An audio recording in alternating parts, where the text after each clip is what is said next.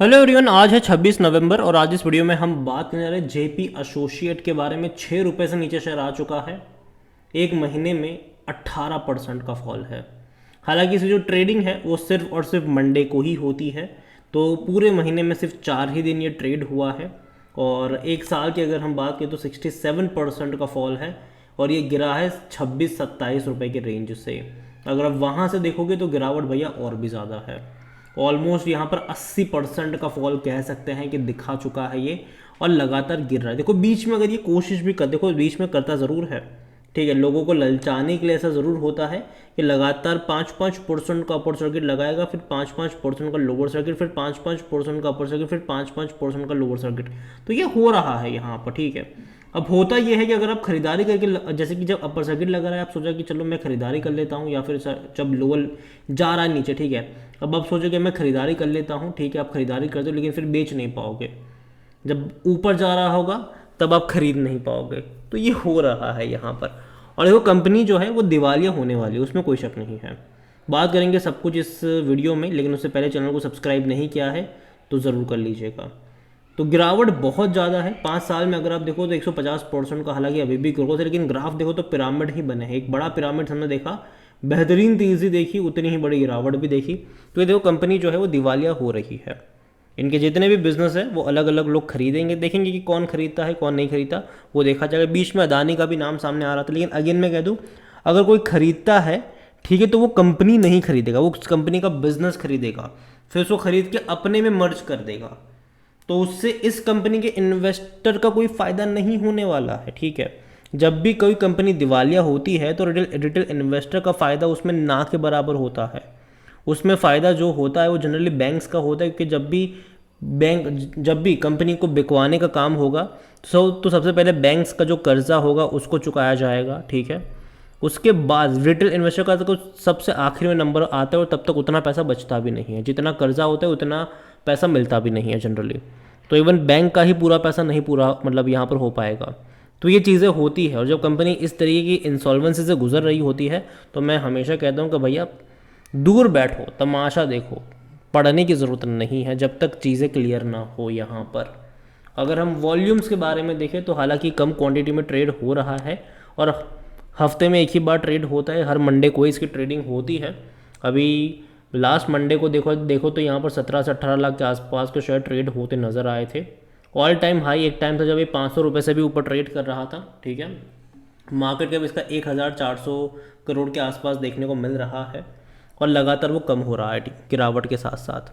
Company अगर आप देखो तो देखो यहाँ पर पिछले कुछ टाइम से अगर आप नज़र करें डिविडेंड के बारे में तो भूल जाओ कि वो आपको पे करेगा। आखिरी बार इसने 2013 में पे करा था, और नतीजे अगर आप देखोगे तो ग्रोथ नहीं है। पिछले 5 सालों में देखो तो ग्रोथ नहीं है रेवेन्यू वाइज, बल्कि कम ही हुए हैं।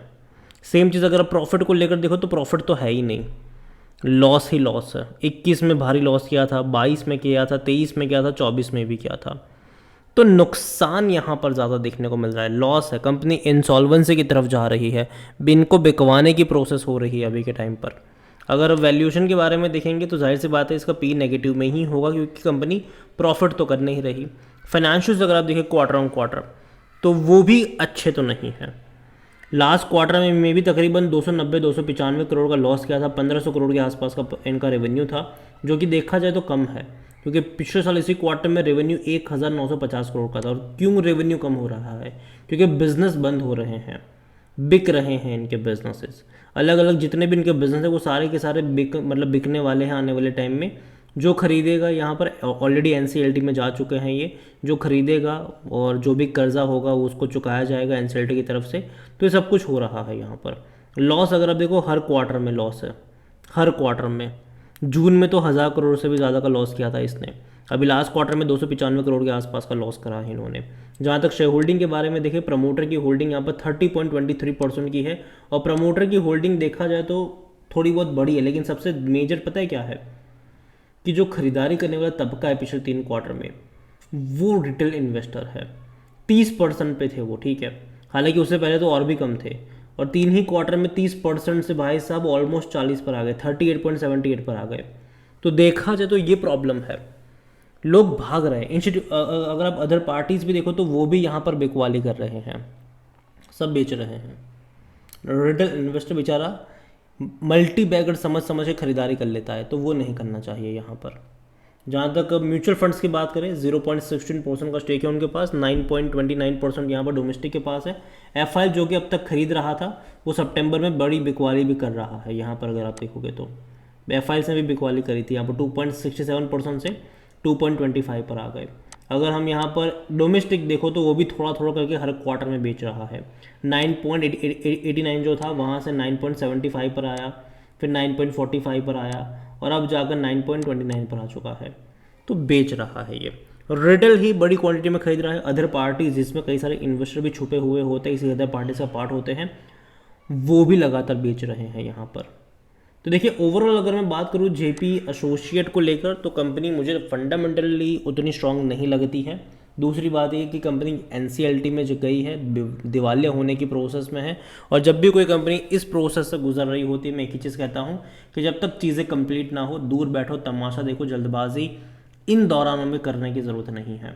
अगेन ये मेरा पर्सनल ओपिनियन है, कोई भी इन्वेस्टमेंट एडवाइस नहीं है। ये वीडियो को यहीं पे एंड करता हूँ। पसंद आया हो तो लाइक करो, शेयर करो, चैनल अगर आप पहली बार प्लीज़ सब्सक्राइब करें। और जेपी एसोसिएट के बारे में क्या सोचते हैं वो भी आप मुझे कमेंट में लिख के बता सकते हैं। Thank you.